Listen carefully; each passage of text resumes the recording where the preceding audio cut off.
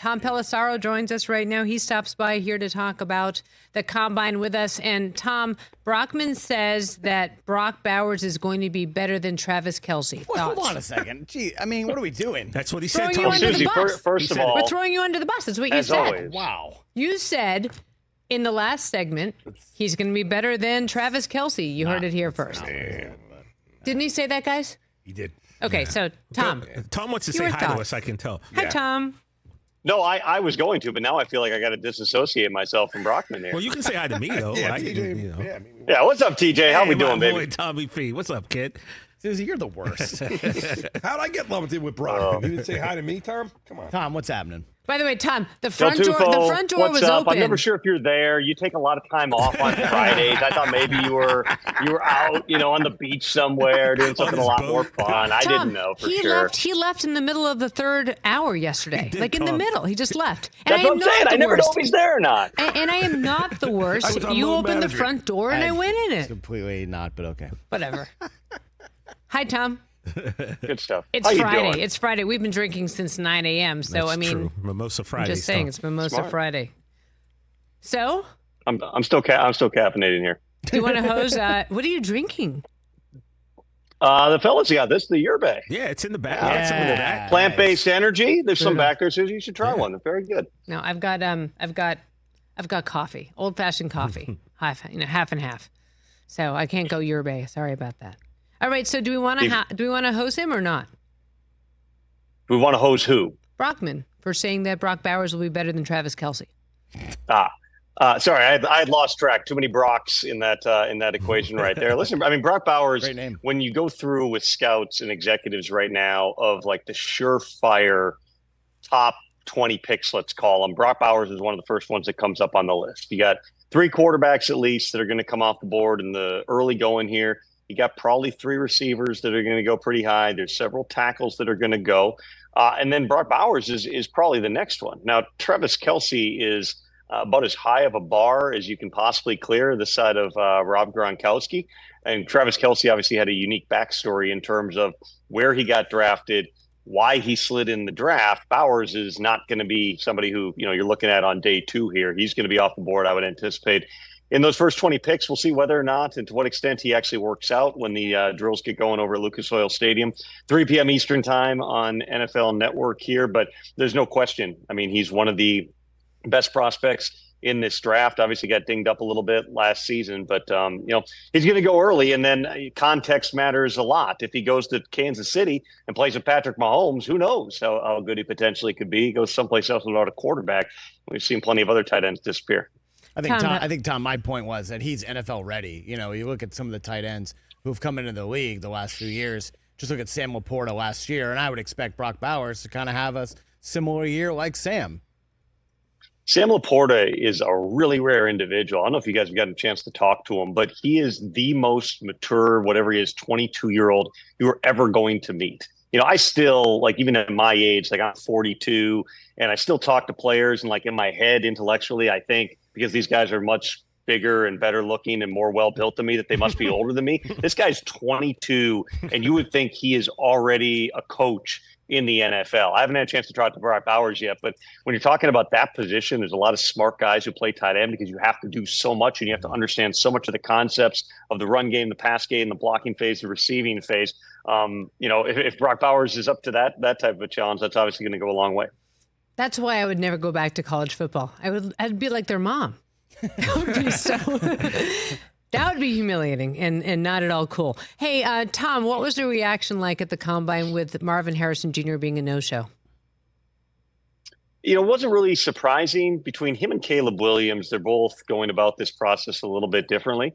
And they are 2 of the top, depending who you ask, 2 of the top 5, if not 2 of the top 2 prospects in the entire draft. What I find fascinating, Suzy, is there's other sports where this is not uncommon. For instance, in the NBA, and somebody can fact check me on this because I'm not an NBA insider, but I believe the last number 1 pick to go through the full combine with the medical and everything was John Wall. I mean, it's been a long time. Those top prospects who aren't going to help themselves through the process of going through something like the combine, if anything, they might potentially hurt themselves, even though if you're Caleb or Marvin, you're probably not too concerned about that happening either. But those guys traditionally don't work out. You're talking about a new generation of athletes here. You're talking about, this is really the first class of those NIL babies, the guys who have been professional football players for a couple of years before they come into the NFL. I think the really interesting thing will be to see what sort of trend, if any, this creates, because now with those guys, and neither one has a traditional agent. Caleb has a team of advisors. Marvin Harrison also is going without a true agent. I'm sure he can lean on his dad, among others, for advice through the course of this process. It just makes me wonder, do we start to have this become a regular thing where more than a couple of the top prospects simply say, you know what, anything I do here, good or bad, is not going to impact my draft stock in a positive fashion. I'll show up, I'll do the interviews, maybe I'll do the media. Caleb did that today, and I thought that he did, help himself from a public perception standpoint. Marvin Harrison, for reasons that have not been fully explained yet, was not at his media session. Does any of this really matter with those two guys? Probably not. For the 99.9% of other draft prospects, this is a pretty big week. This is sewn up, isn't it? Isn't Caleb going to the Bears? I mean, it seems like you might as well just call the draft tomorrow. Well, what the Bears wanted to do was really use this week to gather data points in terms of, they had never met Caleb. So they wanted to, at least in terms of the top brass, had not met Caleb. So, Kevin Warren, the team president, was down here along with Ryan Poles, Matt Eberflus, among others. They took their, 15-minute formal interview, one of the 45 that they get. I talked to Caleb Williams today, and I asked him about that. Just kind of, what was it like? You've been mocked and photoshopped into a Bears uniform for months here, and everybody assumes that this is a done deal. I thought it was interesting. He said that they really used that 15 minutes not to get to know him personally, but to test him on football and to see his mental and do some of the traditional things that teams do in these interviews, like showing a play at the start of the interview, then coming back 10, 15 minutes later and asking him to go up to the board and draw that play again. Caleb comes from a different type of an offense. Lincoln Riley's run an air raid derivative type of the scheme. Caleb's best fit, just in talking to people, is probably in the style of offense that Shanahan, McVay derivative offense that Shane Waldron's going to be installing in Chicago. That's one more reason to believe what you said, which is that a lot of signs here point toward Caleb Williams going number one overall to the Bears. But Ryan Poles said he was not yet ready to share a quarterback master plan when he got to the podium earlier this week. I would imagine that come Sunday when they get back from the combine, they're going to be circling up, meeting, seeing what they have on the table, if anything, for the number one pick, what they have on the table, if anything, for Justin Fields, and finalize a decision that, to your point, they've probably had a pretty good idea about for several months now. All right, Tom, let's talk Patriots here. It seems like the word is circling quarterback at number 3. Who's it going to be? Is that the move? Any chance they trade down? I think there's a chance of all those things, Brockman, because, there's still another team in between, obviously, the Bears and the Patriots. So the Commanders stand in. Do they take the second best quarterback? Can they? And it's, a long shot because it would cost so much, but could they get up to number 1? If not, and if Washington is convinced that it needs more than the quarterback and, it wants to build in another direction, they could trade down. I mean, I think that it's informative if you look through who is conducting interviews with the top quarterbacks at the combine. And listen, when I see just a million tweets about this guy met with this team, it's like, yeah, every team is going to meet in some capacity, formal, informal, at the All-Star game or at the combine or on a pro day or a 30 visit. Everybody's going to talk to every player because even if they have no chance to go up and get the guy, they at least want to have some frame of reference. So if that player becomes available a year or two down the line, if there's a trade possibility, if they get released, whatever, they've met them and they've done the homework and they've got the background, the medical and everything else. So, who are those other teams that right now are doing interviews with Jaden Daniels and Drake Maye and Caleb Williams? It's the Giants, who have the number 6 pick. It's the Falcons, who are at number 8. It's the Vikings, who are at number 11. It's the Raiders, who are the furthest from striking distance of those teams. But they obviously have a big need for quarterback. I reported on Super Bowl Sunday on NFL Network that, in every one of the GM interviews that were conducted, Mark Davis and Antonio Pierce were grilling the candidates about saying, all right, how do we go get the quarterback? How can we move up? What would it take? What would you do? It's a pretty clear sign. And Mark Davis said to me, yeah, it's the most important position. Of course, I'm going to ask him how they would pull it off here. It certainly seems like the Raiders would like to find a way to move up. They've also got a new general manager in Tom Pelissero, who might to some degree be the voice of reason, for lack of a better term here. Pelissero was the Chargers GM for 11 years. I believe he only moved up once in the first round. That was to go and get Melvin Gordon. No team wants. I think that's one of the misconceptions. No team wants to move up. In a perfect world, things fall to you and you end up with the right guy, which is how the Chargers stood pat at number 6, and Justin Herbert came to them in the draft several years ago here. Can the Raiders afford to do that and get one of these top quarterbacks? That's probably going to be tough, but that's not to say that, whether it's J.J. McCarthy or it's Michael Penix or it's Bo Nix or one of these other quarterbacks, that guy couldn't be the one that's sitting there, and maybe you save yourself a couple of extra high draft picks that you would have to trade to move up into one of those top spots. Yeah, New England also, the rumor is draft one of these young kids and maybe sit him behind a veteran. Who could the veteran be that could come in and start next year? Well, they got a ton of money to spend, the Patriots, because they got a really low cash spend. They got tons of cap space, and like half their team's free agents. If you go right down the list, Brockman, I mean, a lot of those guys, their receiver core seems to be entirely free agents. Yeah. Kendrick Bourne's a free agent. Trent Brown and Riley Reif, Ezekiel Elliott, who played quite a bit last year. I mean, this is going to be wholesale turnover on that side of the football. Defensively, they've been pretty good, but they got key free agents, on that side as well. All of which is to say, I think that there's a lot of different scenarios that are on the table. Elliott Wolf, who's their he's still the director of scouting, but he's the guy who's going to be making the final decisions on these picks. He, of course, is the son of the legendary executive Ron Wolf, yep. Hall of Famer who built the modern-day Packers back in the early 90s with Favre and Reggie White and company. And one of Ron Wolf's longtime tenets was you always draft a quarterback. You keep swinging. Even if you've got one, even if it's in the 7th round, you get a quarterback every single season. And that's why through the years, a lot of the backups they had in Green Bay, whether that was Ty Detmer or Kurt Warner, who was in camp with them at one point. I believe Mark Brunell was in camp with them at one point. They drafted Aaron Rodgers when they still had Favre, and they drafted Jordan Love when they still had Aaron Rodgers. All the people who were making those decisions, Ted Thompson, Brian Gutekunst, learned from Ron Wolf. And if anybody is going to take that sort of a philosophy to heart, you would think that it's Ron's own son, Elliott, here. So one way or another, yes, I anticipate that the Patriots are going to make over that quarterback room. It doesn't sound like at this point there's anything imminent in terms of trading Mac Jones. Patriots have only said that, he's still on the roster. I would be surprised if that's the case by the time that we get to training camp, perhaps even not by the time that we get to the NFL draft here. They know that they need to flip things. Bailey Zappi might be a part of that room in some capacity as a backup or whatever it might be, but they're going to be adding one, if not two quarterbacks one way or another. And again, if they choose to compete for any of these top guys, I haven't really heard Kirk Cousins, but again, you rule nothing out at this time of year. Baker Mayfield, it could potentially be that. They've got the capital if they want to go and try to make things real interesting and convince one of those guys to come into what is essentially a rebuild in New England. It's funny, we talked about that yesterday, about where Max should go, where Zach Wilson should go to get some rehab, mental rehab, physical rehab after going through what they've gone through the last couple of years. What are you hearing about this second tier of quarterbacks? And I kind of hate to call them that because, JJ does have a national championship. But what are you hearing about the reaction teams are having to Penix, Nix, and McCarthy? I like the Rich isn't there, but we've still got those little reminders about Michigan winning the national title, Suzy. I would say this, JJ McCarthy, everyone is going to like the guy. And just watching him interact with people, it's so funny because, teams are always observing everything the guys are doing at the combine, who they're eating lunch with, what they're like walking through the halls. I become attuned to that stuff too.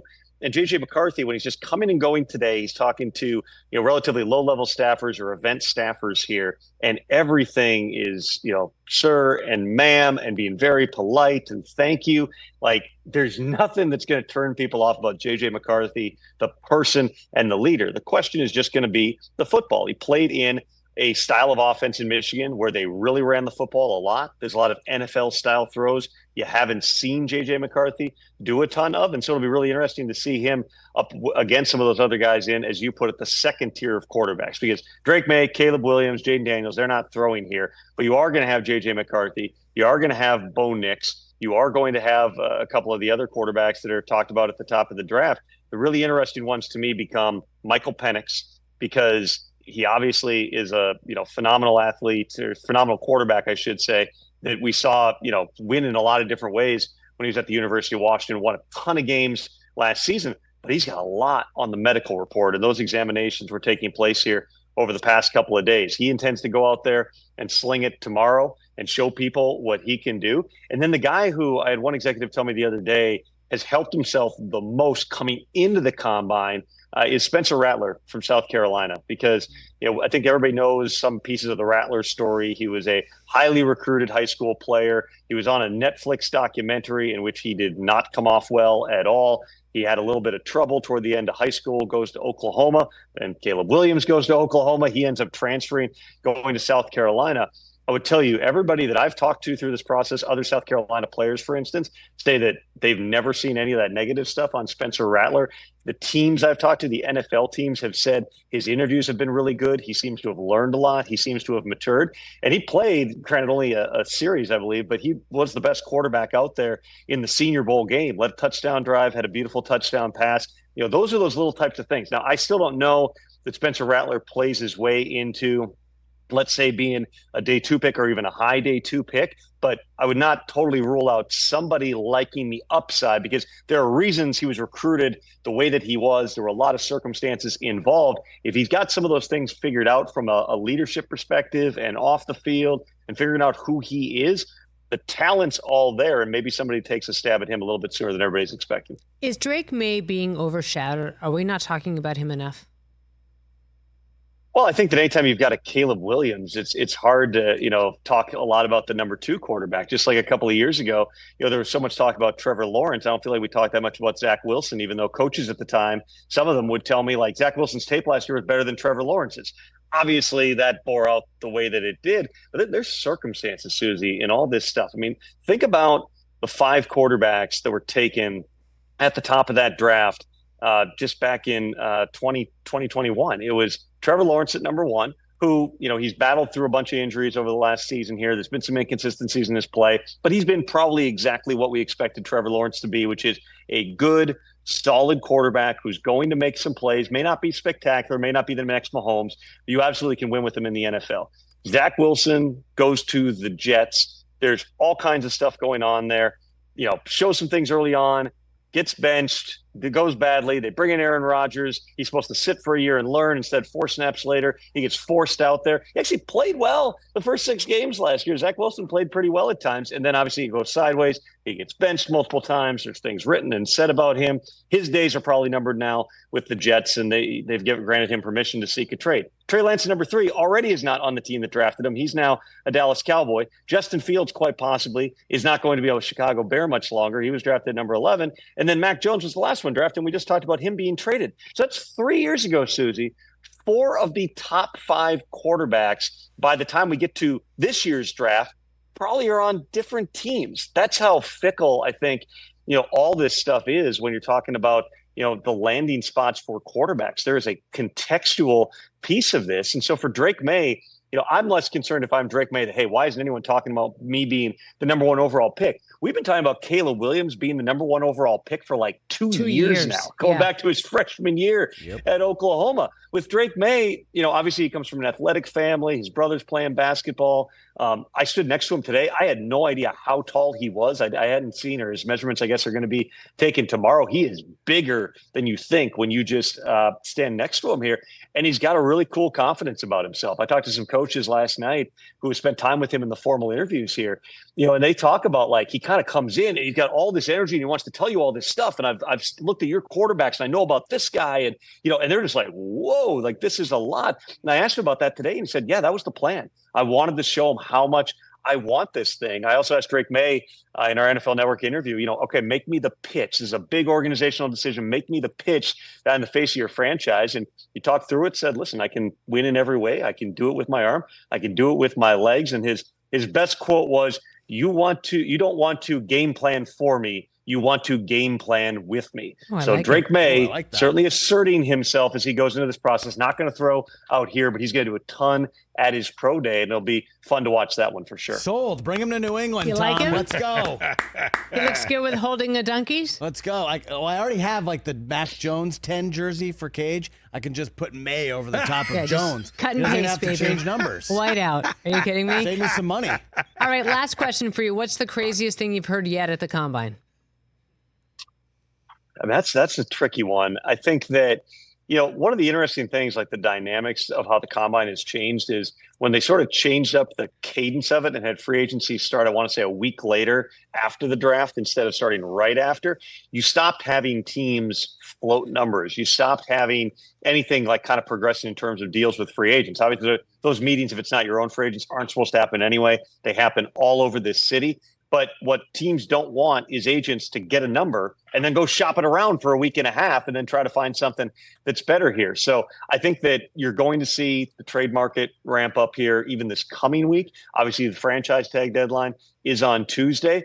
I know I've seen some things about who is and isn't getting tagged. I would just say there's a lot of things that are still possibilities as we run up here. There's a lot of teams that hope to get deals done. When the salary cap all of a sudden spikes up by $30 million in a year, those numbers where you thought you might be able to get long-term deals done now might be increasing by 10, 12% from the agent's perspective. And there's teams like, for instance, the Colts, who have never used the franchise tag under Chris Ballard, who might now find themselves in a position where Michael Pittman is going to get paid if you don't tag him at a number that right now for wide receivers is like $10 million below where the wide receiver market on long-term deals is probably going to go in the coming months.